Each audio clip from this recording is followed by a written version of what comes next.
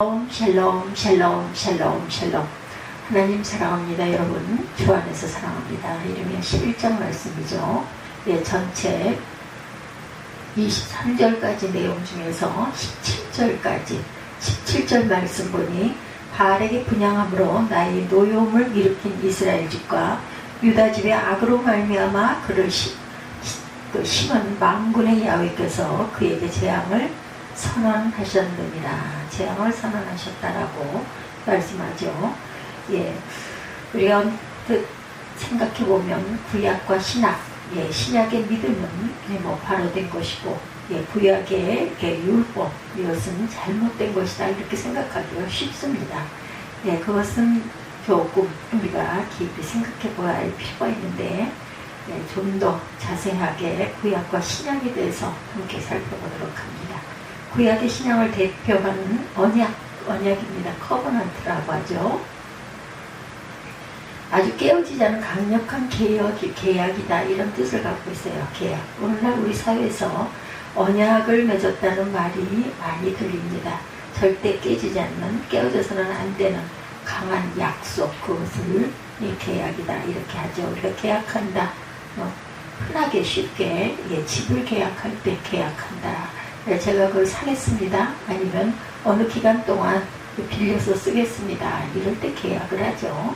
근데 언약이란 말 대신에 계약이란 말이 더 이해하기가 쉽다고, 예, 생각을 합니다. 언약이란 말 속에는 계약 조건이란 뜻이 명확하게 드러나지 않지만 계약이란 말 속에는 계약 조건, 쌍방이 이행해야 하는 어떤 의무조항이 반드시 들어가 있습니다. 집을 사거나 전세를 얻거나, 제가 아까 예를 든 것대로 물건을 사거나 사이트에 가입할 때도 거기 계약 조건이 길게 나와요. 우리가 다 읽어보지는 않지만 과거에 미국에 이민 가신 분들이 그 계약 조건, 그 영어로, 예, 자세하게 써 있는 것, 그것을 안 읽고 계약을 했다가, 예, 손해를 보신 분들이 많았다고 그래요. 그 어떻게 다 이해하겠습니까? 그렇죠? 예, 외국어라서 융통하게 하시는 분이 아니면.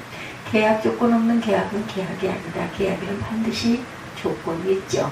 그러므로 신학자들이 노아 언약, 아브라함 언약, 이삭 언약, 야곱 언약, 신의 산 언약 많이 들어보셨죠? 신의 산 언약, 그리고 또한 다윗의 언약, 이런 이름들을 붙였어요. 각 성경 구절은 우리가 찾아보면 나올 것입니다. 네, 시대마다 하나님은 자기 백성들과 언약을 맺으셨죠. 그래서 언약적 관계에 놓이게 됩니다. 우리도 마찬가지죠. 그리스도의 피의 언약으로 맺어져 있어요. 그 여러 언약들의 내용을 한마디로 말하면 너희가 계약 백성으로 의무조항을 성실히 지켜라. 그리하면 내가 너희를 지켜주고 복을 주겠다 이렇게 말씀하시죠. 네, 더 줄이자면 너희가 내 계명을 지키면 너희는 내 백성이요 나는 너희의 하나님이 되리라 이렇게 말씀하십니다. 바꿔 말하면 너희가 내 계명을 지키지 아니하면 계약은 파기가 되고 너희는 내 백성도 아니고 나는 너희 하나님도 아니다 이렇게 해석할 수가 있겠죠. 예, 신약의 신앙을 대표하는 새 계명입니다. 새 계명. 구약의 언약 신앙이 잘못되어서 하나님의 새롭게 믿음 신앙을 주셨다? 아닙니다. 그렇지 않습니다. 예수님도 그러셨죠. 내가 너희 율법을 폐하려 온 것이 아니라 완전하게 하려 함이라고 말씀하셨어요. 전지전능하신 하나님께서 무슨 실수를 하셔서, 예, 잘못된 것을 주셨을 리가 없죠. 구약의 언약 신앙은 신학에 와서 새 계명이고 마음의 계명이고 마음의 언약입니다. 구약의 언약 계명을 좀 더 보완한 것인데 구약시대의 계명하니 다들 외적으로 행위로 지키더라는 것입니다. 구약 언약에 문제가 돌출되었는데 외식적으로 지키더라는 거죠. 그래서 새 계명이 예레미야 31장 31절에서 34절, 또한 에스겔 36장 26절 등에서 예고로 언급이 되다가 예수님이 오셔서 새 계명을 제정해 주셨어요. 이 계명의 특징은 계명을 마음으로 지키라는 거예요. 마음으로, 마음밭에 새겨라. 할례를 몸의 할례가 그 표징으로 있었지만 몸의 할례가 아니라 마음의 할례를 해라 이렇게 말씀하십니다. 이 마음으로 서로 사랑하라고 말씀하시죠. 십계명을 지키되 마음 근본 동기로부터 지키라는 것, 마태복음 5장 산상수훈 예, 여러분도 다 아시죠? 다시 말해서 신약에서 계명이 사라진 것이 아니고 예, 더욱 완전하게 보완하려고 내가 왔다. 행위의 계명에서 마음을 다해 지키는 계명, 더 어떻게 보면은 예, 어려운 부분입니다. 보다 본질에 가깝게 제정되었다라는 것이죠. 우리가 오해하면 구약은 율법이고 잘못된 것이니까 신약은 은혜이니까 모든 율법 계명은 다 버려야 된다. 지키지 않아도 된다. 이런 개념은 대단히 잘못된 오해다. 예, 신약 신앙 새 계명, 새 언약에서 계명을 없애버리는 것은 신약이라는 말이 새로운 계약이라는 뜻인데 예, 어떤 뭐 계란에서 노른자를 빼버리는 거, 예, 뭐 찐빵들 좋아하시죠? 그 속에 안고가 없는 것 쉽게 이렇게 표현들 합니다. 그러면 신약의 믿음은 어떤 것인가? 로마서 1장 17절에 의인은 믿음으로 말미암아 살리라 이렇게 말씀하고 있어요. 예, 그래서 의인은 믿음으로 말미암아 사는데 아무리 상황이 어렵고 힘들더라도 오직 의인은 하나님의 계명을 지키며 끝까지 버티며 사는 것, 이것이 성경이 말하는 믿음입니다. 그래서 히브리서 11장을 믿음장이다 이렇게 말하죠. 거기 나오는 위인들이 모두 어려운 환경 속에서 굳게 예, 그 자리에서 최선을 다해서 사신 분들, 예, 믿음을 더하여서 예, 그것을 실천하며 사신 분들. 예, 인도에는 겐지스강이 있어요. 예수님이 십자가에 돌아가셨습니다. 이런 사실을 믿는 믿음, 지식적 동의는 성경이 말하는 참 믿음이 아닙니다. 그럼 로마서의 믿음은 무엇일까? 로마서와 갈라디아서에 나오는 이신 칭의의 믿음은 칭의입니다. 예, 칭의는 믿음 또는 구원의 한 측면이죠. 그것도 맞아요. 그러나 그게 믿음의 전부는 아니죠. 복음과 관련해서 정리하면 하나님의 택하신 백성, 언약 쉽게 말하면 계약을 맺었다는 것은 거기에 계약 조건, 계명에 반드시 들어가 있다는 거죠. 근데 한 가지 문제점이 노출되는데 언약 백성이 그 언약을 외적 행위, 외식으로 지키면서 자기들의 언약을 지켰다고 자처하고 나선 것이죠. 그래서 하나님은 새 언약을 주셨어요. 그것은 언약 백성의 마음을 새롭게 하는 것인데 예수 그리스도의 피로 그들의 마음을 씻어주셨고 성령으로 새롭게 마음을 근본적으로 변화시키셔서 그것으로 끝나는 것이 아니라 계명을 보다 자발적으로 지키게 하였다. 그래서 신약에서 예수의 피와 성령으로 새롭게 거듭난 성도들은 성령의 소욕을 가지게 되었습니다. 네, 그래서 신약시대에서 마음이 변화된 사람, 성령의 소욕을 가진 사람은 마음의 진정한 동기로 네, 하나님을 섬기고 계명을 지키기로 쓴다는 것이죠. 성령의 소욕입니다. 신약에는 그 일을 즐겁게 하는 마음판이 형성되었다는 것이죠. 그러면 구약보다 한 걸음 더 적극적으로 생활화해서 내가 언제 어디서나 무엇을 하든지 온 마음을 다하여 그 언약을, 그 계약을 잘 지켜나간다. 지금까지 길게 설명한 내용을 한마디로 축소하면 신약시대엔 새 계명이다, 믿음이다 하는 이 신앙에 계명이 빠진 것이 아니라는 것, 오히려 더하여졌다라는 것이죠. 외적이 아니라 마음으로 내면 동기로부터 지키는 것, 믿음으로 사는 삶은 믿음으로 끝까지 계명을 지키며 어떠한 상황이 된다 하더라도 살아내는 삶이다. 그래서 우리는 로마서와 야고보서를 동전의 양면과 같다라고 말합니다. 하나를 취하고 다른 쪽을 버리면 그것은 아니라는 거죠. 플러스 해야 한다. 이러면 11장 본문을 온전하게 한번 살펴보죠. 1절에서 5절. 과거에 그들은 나의 언약을 충실히 지켰다, 이렇게 말씀하고 있어요. 11장 1절에서 5절까지 다시 보죠. 야훼께로부터 에레미야에게 임한 말씀이라 이르시되 너희는 이 언약의 말을 듣고 유다인과 예루살렘 주민에게 말하라.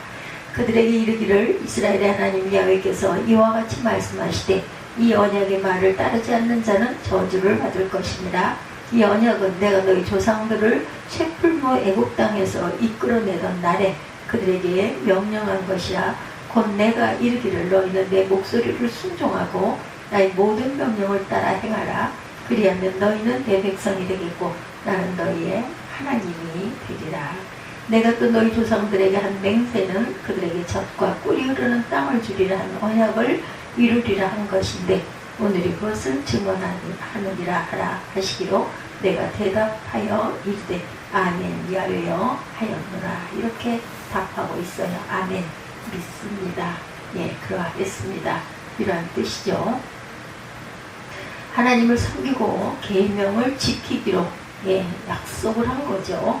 6절에서 10절, 지금은 거듭되는 내 경고에도 불구하고 너희는 나와 언약을 깨뜨렸다. 6절에서 10절에는 이렇게 진전이 되어서 나갑니다.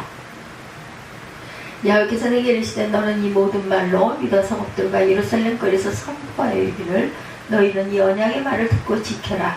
내가 너희 조상들을 애국 땅에서 인도하여 낸 날부터 오늘까지 간절히 경계하며 끊임없이 경계하기를 너희는 내 목소리를 순종하라 하였으나 그들이 순종하지 아니하며 귀를 기울이지도 아니하고 각각 그 악한 마음에 완악한 대로 행하였으므로 내가 그들에게 행하라 명령하였어도 그들이 행하지 아니한 이 언약의 모든 규정대로 그들에게 이루게 하였느니라 하라. 야훼께서 또 내게 이르시되 유대인과 예루살렘 주민 중에 반역이 있도다. 그들이 내 말 듣기를 거절한 자기들의 선조의 죄악으로 돌아가서 다른 신들을 따라 섬겼은즉 이스라엘 집과 유다 집에 내가 그들의 조상과 맺은 언약을 깨뜨렸도다. 이렇게 말씀하고 있어요. 10절까지의 내용이죠. 11절에서 17절은 그러므로 내가 너희를 보호해줄 의무가 없다. 도리어 재앙으로 치겠다. 언약이 파기되었기 때문에 이렇게 말씀하고 있습니다. 11절에 그러므로 나 야훼가 이와 같이 말하노라. 보라, 내가 재앙을 그들에게 부르리니 그들이 피할 수 없을 것이라. 그들이 내게 부르짖을지라도 내가 듣지 아니할 것인즉 유다 성읍과 예루살렘 주민이 그 분향하는 신들에게 가서 부르짖을지라도 그 신들이 그 고난 가운데서 절대로 그들을 구원하지 못하리라. 유다야, 내 신들이 내 성읍의 수와 같도다. 너희가 예루살렘 자리의 수대로 거리의 수대로 그 수치스러운 물건을 재단 곳 바알에게 분향하는 제단을 쌓았도다. 그러므로 너는 이 백성을 위하여 기도하지 말라. 그들을 위하여 부르짖거나 구하지 말라. 그들이 그 고난으로 말미암아 내게 부르짖을 때 내가 그들에게서 듣지 아니하리라. 이렇게 말씀하고 있어요. 내가 너희에게 재앙을 내리리라는 거죠. 나의 사랑하는 자가 많은 악한 음모를 꾸미더니 나와 집에서 무엇을 하려느냐? 거룩한 재물 고기로 내 재난을 피할 수 있겠느냐? 그때 내가 기뻐하겠느냐? 야훼께서는 그의 이름을 일컬어 좋은 열매 맺는 아름다운 푸른 감람나무라 하였었으나 큰 소동 중에 그 위에 불을 피웠고 그 가지는 꺾였도다. 바알에게 분향함으로 나의 노여움을 일으킨 이스라엘 집과 유다 집의 악으로 말미암아 그를 심은 만군의 야훼께서 그에게 재앙을 선언하셨느니라. 이렇게 하나님이 반복해 강령하고 매몰차게 자기 백성을 대하시는 이유는 언약이 깨어졌다. 그리고 바알 우상을 섬겼다라는 것이죠. 그래서 18절부터 끝절까지 예레미야에 대한 음모, 별개의 단락이기 때문에 이 지면에는 나와 있지 않습니다. 그래서 그래도 한번 보죠. 18절부터 야훼께서 내게 알게 하셨으므로 내가 그것을 알았나이다. 그때 주께서 그들의 행위를 내게 보이셨나이다. 나는 끌려 도살당하여 가는 순한 어린 양과 같으므로 그들이 나를 해하려고 꾀하기를 우리가 그 나무의 열매를 함께 박멸하자. 그를 살아있는 자의 땅에서 끊어서 그의 이름이 다시 기억되지 못하게 하자 함을 내가 알지 못하였나이다. 공의로 판단하시며 사람의 마음을 감찰하시는 만군의 야훼여, 나의 원통함을 주께 아뢰었사오니 그들에게 대한 주의 보복을 내가 보리이다 하였더니 야훼께서 아나돗 사람들에 대해 이와 같이 말씀하시되 그들이 내 생명을 빼앗으려고 찾아 이르기를 너는 야훼 이름으로 예언하지 말라. 두렵건대 우리 손에 죽을까 하노라 하도다. 그러므로 만군의 야훼께서 이와 같이 말씀하시느니라. 보라, 내가 그들을 벌하리니 청년들은 칼에 죽으며 자녀들은 기근에 죽고 남은 자가 없으리라. 내가 아나돗 사람에게 재앙을 내리니 곧 그들을 벌할 해이니라. 이렇게 말씀하죠. 예레미야 11장을 쭉 같이 한번 잘라서 읽어봤습니다. 두 가지 개념이 여러 차례 반복돼서 나오는 것을 볼 수가 있죠. 언약과 바알 우상. 그러니까 언약, 계명을 지킨다는 것은 바알 우상을 버려야 한다는 것이고, 바알 우상을 섬긴다는 것은 언약을 버린다는 뜻입니다. 우상숭배의 특징, 여러분들 무엇이라 생각하십니까? 우상은 사람들이 만든 신입니다. 그 특징은 계명은 없고 무조건 성도가 원하는 복만 준다라는 것이죠. 하나님이 그토록 싫어하셨던 바알 백성들이 그토록 버리기 어려웠던 바알, 그것이 무엇인지 그 정체가 알기가 쉽지 않아요. 그러나 에레미야 11장에서 우리가 추정할 수 있는 것은 바알의 특징은 언약신앙과 정반대가 된다는 것이죠. 예, 언약도 지키고 바알도 잘 믿는 그런 것은 없다.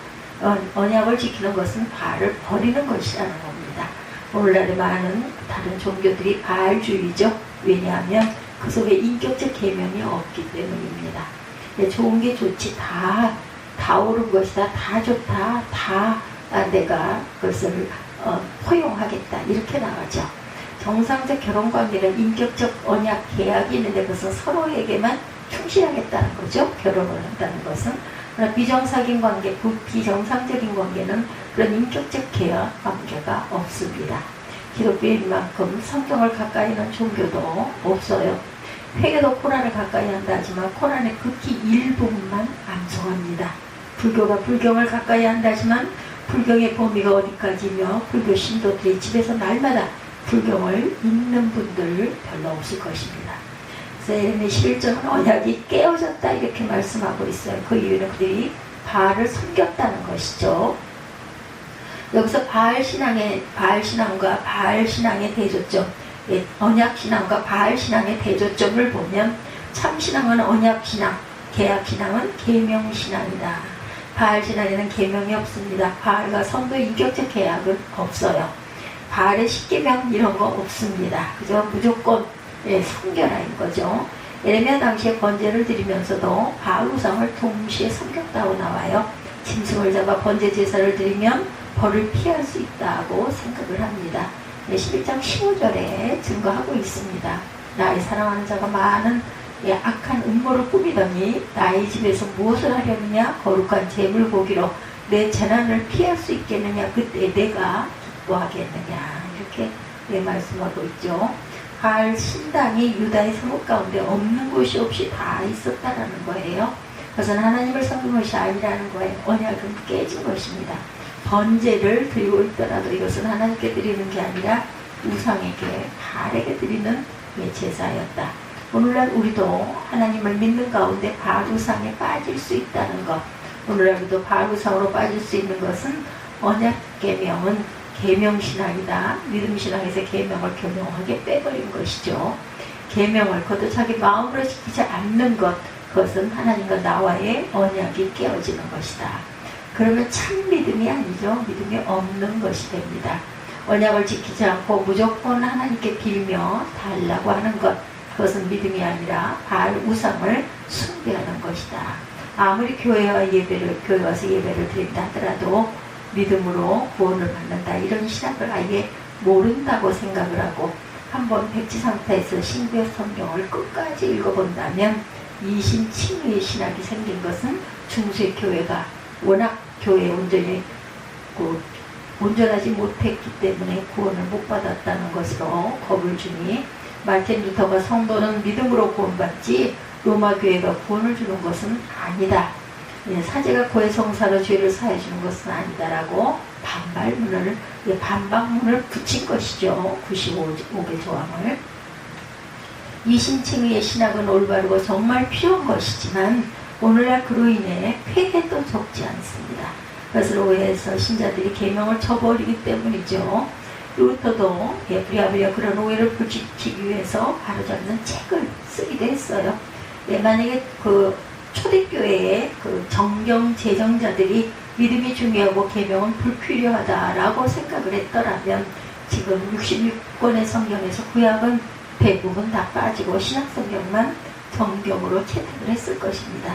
그들이 구약 39권을 정경으로 채택한 것도 그냥 역사를 보여주려는 것이 아니라 십계명을 필두로 하는 구약의 계명들, 할례, 절기법, 의식법, 시민법을 제외한 도덕법이 예수님과 사도 바울의 가르침 속에 고스란히 나와 있었기 때문이다 라는 것이죠. 그래서 구약과 신약은 쌍을 이룬다. 답이 항상, 구약의 답이 신약에 나와 있다. 예수 그리스도의 오심으로 완성이 된 거죠. 계명이 필요 없는 것이었다면 당초 하나님의 신산에서 구약 율법들을 주실 이유가 없었습니다. 신의 산으로부터 필요 없다. 나를 믿기만 해라. 그러면 된다. 그러지 않으셨겠습니까? 예. 세계명은 사랑이고 요한복음 13장 34절, 요한 1서 2장 8절에서 11절, 나를 사랑하는 자는 내 계명을 지킨다. 요한복음 14장 15절이죠. 계명을 지키지 않는 것은 언약의 파기이며, 그러면 하나님의 보호도 파괴될 수가 있다는 것.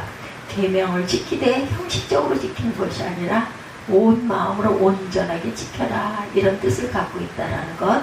하나님의 구원의 능력, 견인의 능력이 크고 놀라워서 잘 파괴되기는 하지만 가룟 유다 같은 사람이 신약시대에 구원의 언약이 파괴된 사람이라 할 수 있겠죠. 언약에 따라 하나님은 이스라엘을 보호해 주셨고 예레미야 때 이르러 그 언약이 깨어지고 말았다라는 거예요. 백성들이 언약의 그 계명을 지키지 않았기 때문이다. 그래서 하나님은 보호의 손길을 거두셨다. 이것이 예레미야 11장의 내용입니다. 물론 우리도 마찬가지죠. 구원에 관한 성경의 그 입체적 이해, 관악산은 산은 산인데 같은 산이지만 남쪽 과천 쪽에서 바라보는 모습, 북쪽 서울대 쪽에서 바라보는 모습, 동쪽 사당동 쪽에서 바라보는 모습과 서쪽 안양 쪽에서 바라보는 모습이 각각 다릅니다. 마찬가지로 차복음서는 똑같은 복음에 대한 설명인데 마태, 마가, 누가, 요한의 관점이 조금씩 달라요. 왕, 종, 인자, 로고스, 예수 그리스도의 모습을 약간씩 다른 각도로 설명함으로 더욱 입체적으로 복음과 복음의 핵심인 예수 그리스도를 설명하고 있죠. 구원에 이르는 길에 대해서도 예를 들어 주사위 같은 육면체로 나눠서 생각을 해보면 사복음서는 자기를 부인하고 십자가를 지고 따르라고 말합니다. 사도행전은 성령의 충만을 받고 은사가 나타나야 구원의 증거다라는 것을 가르치고 있고, 바울서신 중 로마서와 갈라디아서는 믿음으로 은혜로 칭의 구원을 얻는다라고 말하고 있습니다. 히브리서는 그래도 구원의 길에는 중도 탈락할 수 있으니 끝까지 조심하라 라고 말하죠. 베드로전에는 고난 가운데 끝까지 인내하여 구원에 이른다라고 가르치고 있고, 요한서신과 계시록은 형제를 사랑하고 고난을 이기는 자가 구원받는다, 이렇게 증거하고 있다는 것. 구원받으려면 선택, 예정, 부르심, 중생, 칭의, 성화, 견인, 영화 등 여러 측면들이 있는데 그 칭의를 설명하는 성경 몇 구절만 붙들고 나머지 성경은 무시한다는 것은 잘못된 것이다. 이렇게 해서는 안 되겠죠. 오직 믿음으로 어떻게 신실하게 온 마음을 다해서 삶 속에서 삶이 예배가 되는 저와 여러분들이 되시기를 주님의 이름으로 축복합니다.